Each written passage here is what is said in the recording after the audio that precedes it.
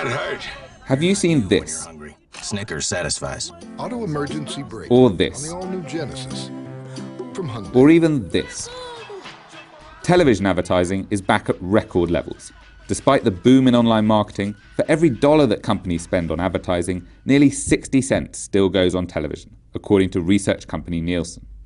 That has pushed shares in television networks such as Discovery and Britain's ITV to record highs. But how long will the good times last? Viewers can already skip TV adverts using digital technology. They can also avoid them altogether by using streaming services such as Netflix. So could TV advertising go the way of print? At the FT Digital Media Conference, television executives struck an optimistic tone. We believed that people were skipping through more ads than they actually were. As it turns out, more than 50% of people actually watch the ads.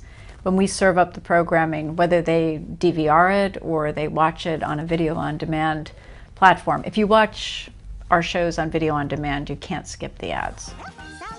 Disney recently agreed to make its content available on digital network Dish, but only if Dish's ad-skipping technology was turned off.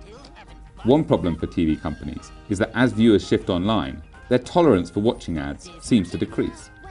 I think there's a danger that television advertising could fall the same way that print advertising has declined over recent years, because people are recording shows, fast forwarding through the ads. But what we're all about is trying to help advertisers address that by stimulating people to engage with ads in real time.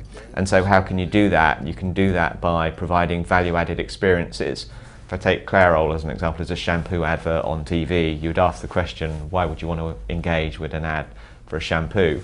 But actually, if you can get the styling tips on your mobile phone as to how I style my hair, similarly to the models that are actually in the ad, then actually now you have an incentive to engage with the ad and actually watch the ad in real time. Television companies are also trying to target their ads, like Facebook and Google already do. BSkyB, the UK's biggest pay TV operator, has an AdSmart service that can deliver ads only to particular demographics. It hopes the offering will provide an attractive mix of scale and targeting. The more we know about who's watching us and on what device will actually help us serve up an ad that's useful to people. So I may know, for example, that you're searching for a new car. I know where you live, I know the dealerships that are around you. I have a sense even of how much you travel in the course of a year. So I may be able to serve up ads to you of cars that I can send over to you for a test drive or that you can get to easily to check out. So I think advertising becoming more personal, more useful, and more immediate is the future.